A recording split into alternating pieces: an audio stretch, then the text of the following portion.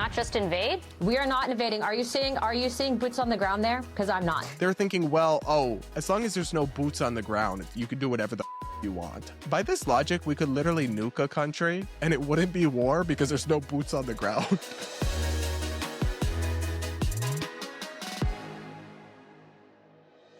Now we're going to turn to the media conversation about the, of course, war launched by President Trump against Iran and some stunning clips that are going viral from CNN, where you have the pro-Trump commentator Scott Jennings, who I've met a couple times and I like the guy, but he's battling with the rest of CNN basically about this and trying to make his case.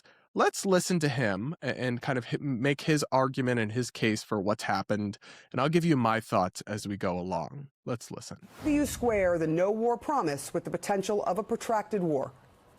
Well, first of all, the president has consistently, over the course of his entire public life, said he will never permit the Iranian regime to have a nuclear weapon. That's why he took action last summer, and that's part of the reason he took action today.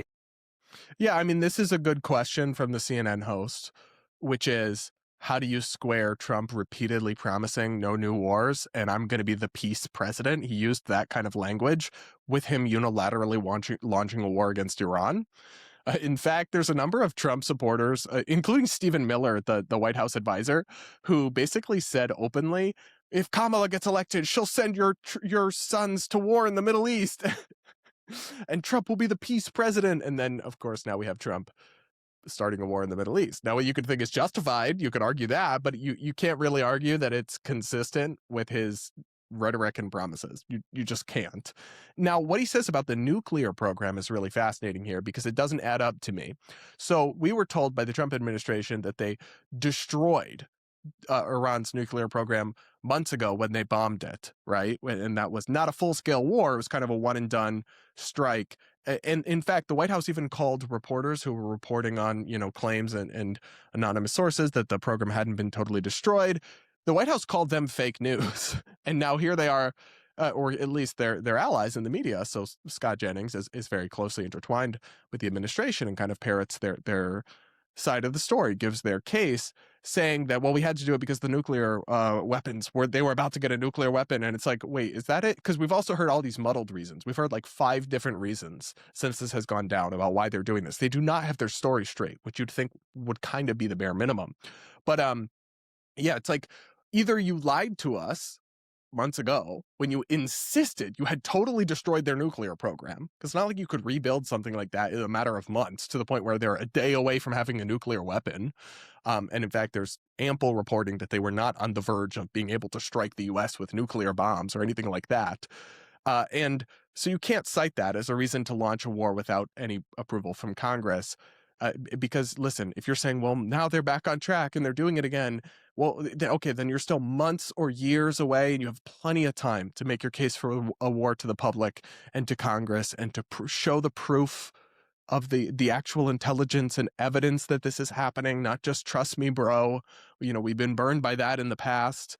So I guess that's one thing, but we'll get to the next part of the Scott Jennings clip, which I might crash out a little bit. Fair warning. Hey, so I don't see this as him starting a war. I see this as a preventative measure to prevent a war against the largest state sponsor of terror in the world. My view is this is a new day for the people of Iran. It's a new day for the Middle East, and it's a new day for the world because... I'm sorry, I'll pause on this for a second. Listen, I'm also happy for kind of Iranian people to be free, the end of a horrible regime, but something worse could come next. And I'm sorry, but you don't gaslight us. Make your case for the war if you want, but don't tell us that he didn't start a war.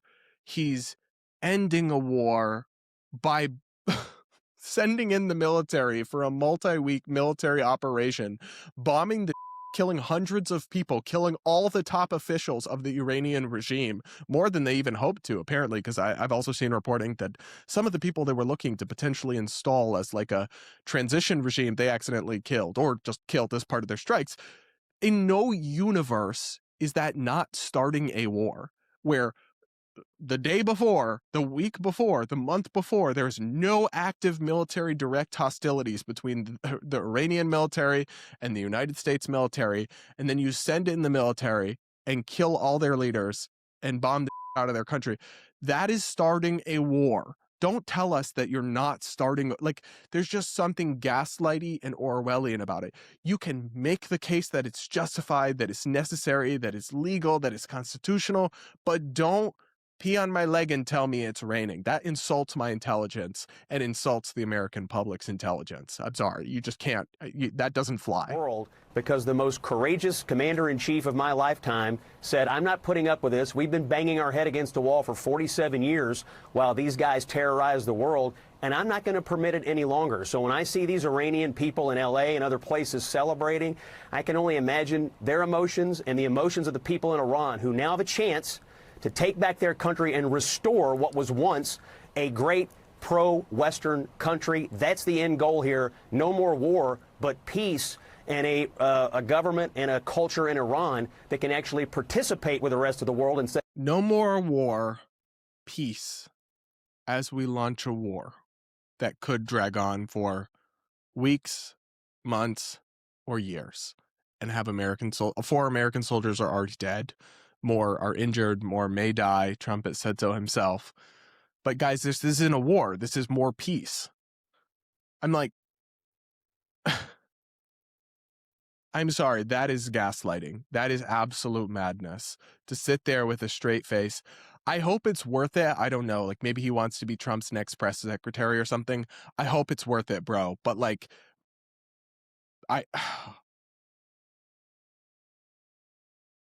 what are we doing? You're going to tell us that he's not starting a war. He's ending a 47-year war. Yeah, that means you've had 47 years to go back to Congress and get a declaration or get authorization for the use of military force, as the Constitution says. So you're undercutting your own argument. This is like an imminent thing that we just had to address without Congress by also saying it's been going on for 47 years. And then telling us that sending in the military to another country, killing their government's leaders, and of course, many civilians getting caught up in the crossfire, our soldiers dying in direct conflict with their military. But it's not a war, bro. It's peace. It's more peace. Like, I would literally rather you slap me in the face than insult my intelligence like this. Don't do that. That's so unnecessary. Instead of terrorize it. That's what the president did. He ought to be commended for it. Over 47 years, hundreds of American troops have been killed by the Iranian regime and its proxies. And I talked to senior administration, very senior administration officials today. They had intelligence that the regime was going to fire missiles into U.S. military and civilian targets. They were still enriching uranium. They would not give up on that. We had a lot of justification to do this. They tried diplomacy. Iran wouldn't do it. The president acted to save American lives. That was the justification. So this is part of Scott's argument that he makes as well. He posted this on Twitter. He has anonymous sources in the administration telling him that that Iran was about to imminently attack the U.S., launch missiles at our military bases or civilian targets even. If that sounds far-fetched, right? If that sounds, it should, right? Why would that makes no sense from the perspective of Iran, because obviously this is how they were. Any war was going to go poorly for them. They know that our military vastly outpowers them. The idea that they were about to directly fire missiles at U.S. military bases or civilian targets, that is a very outlandish claim that should require some serious evidence. Not just like anonymous sources are telling me so. I don't know. I don't buy that. I need more than that. And it's telling that when Pentagon officials went to brief Congress on the strike, they told them something different. So here is Reuters. Pentagon tells Congress no sign that Iran was going to attack the U.S. first, sources say. From the story, Trump administration officials acknowledged in closed-door briefings with congressional staff on Sunday that there was no intelligence suggesting Iran planned to attack U.S. forces first, 2 people familiar with the matter said. Pentagon officials briefed Democratic and Republican staff of several national security committees in both the Senate and the House of Representatives for more than 90 minutes on the unfolding U.S. attack in Iran, White House spokesperson Dylan Johnson said earlier. In the briefings, administration officials emphasized that Iran's ballistic missiles and proxy forces in the region pose an imminent threat to U.S. interests, but that there was no intelligence about Tehran attacking U.S. forces first. The two sources, speaking on condition of anonymity, told Reuters. So we do kind of have, Scott Jennings, his sources telling him something anonymously, Reuters sources telling them something anonymously.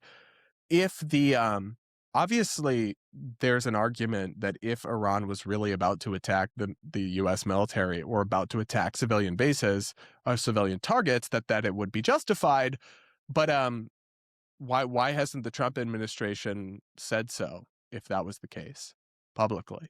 That's not one of their stated rationales. They've said like 5 different things. They've talked about regime change. They've talked about restoring freedom to Iran. They've talked about the nuclear weapon. They've talked about all sorts of things, but they have not, as far as I've seen anywhere, any public administration official in a public statement said, yes, Iran was about to attack us. And then they could provide proof of that claim in classified briefings to members of Congress from both parties. So unless that happened, like obviously if that was true, they would lead with that. So it's like, it's a far-fetched claim. It's something that if it was true, they'd be leading with it because it would do a lot to justify what they're saying. And I don't believe it. And I think simply saying, my anonymous sources are telling me so, it doesn't cut it for me. And any of these other things that Scott is bringing up are not so urgent or so imminent that they couldn't still go to Congress and seek authorization for this conflict and for this war, which Trump himself has called it, which is what the Constitution demands that they do. And I'm old enough to remember when presidents, or at least conservatives and Republicans, said they cared about the Constitution and the separation of powers and the proper limited role of government. But now it tends to be whatever Trump says goes. I've seen so many influencers and commentators suddenly cheering for war in Iran, where if you just go back a year ago and look at what they were tweeting, they're saying that how terrible it would be and how Kamala's going to start World War III and all this stuff. And listen, I can respect in serious intellectual people on either sides of these kind of complicated questions of foreign affairs. I cannot really respect the talking heads and Twitter pundits who simply blow with the wind and just hop on whatever train is happening that day. They are totally unserious and just doing partisan PR and propaganda, and that's disappointing. But it's not just one person, right? It's a whole host of people. And I want to show you this remarkable clip from MAGA Congresswoman Anna Paulina Luna, where she tells us that we're not at war. And totally not at war. Listen to this. Did we not just invade? We are not invading. Are you seeing boots on the ground there? Because I'm not. And I've been told directly by the State Department and the White House that that's not the intention. I mean, we just killed the leader of the country. That's not... Okay. Targeted strategic military strikes and invasions are 2 totally different things, according to military terminology. They're calling it a war. The president has called it a war. And targeted airstrikes strategic strikes. Yes. And according to the White House, and I just talked to them and talked to the Secretary of State, strategic strikes are not war. Really? So if someone bombed America, do you see boots on the ground? War? The gaslighting and propaganda from this woman is off the charts. It's just strategic targeted strikes. It's not a war, even though the president said it was a war, and we just killed all the major officials in charge of their government and injured hundreds of civilians and killed civilians in the process. And our military is in direct conflict with their military. But it's not a war unless there's boots on the ground. So that whole pesky Constitution thing. Yeah, when the founders wrote the Constitution and gave Congress the power to declare war, they were thinking, well, as long as there's no boots on the ground, you could do whatever the you want. Right? So we could... By this logic, we could literally nuke a country and it wouldn't be war because there's no boots on the ground. Also, Trump has been saying that they may well have boots on the ground soon. So then will Congresswoman Ana Paulina Luna admit that it's a war and that he's violating the Constitution without seeking authorization? No, she won't. She'll just move on to something else. Because, listen, some of these people are shameless. And they're just, I don't know, committed to doing whatever dear leader says. And I find it embarrassing to watch.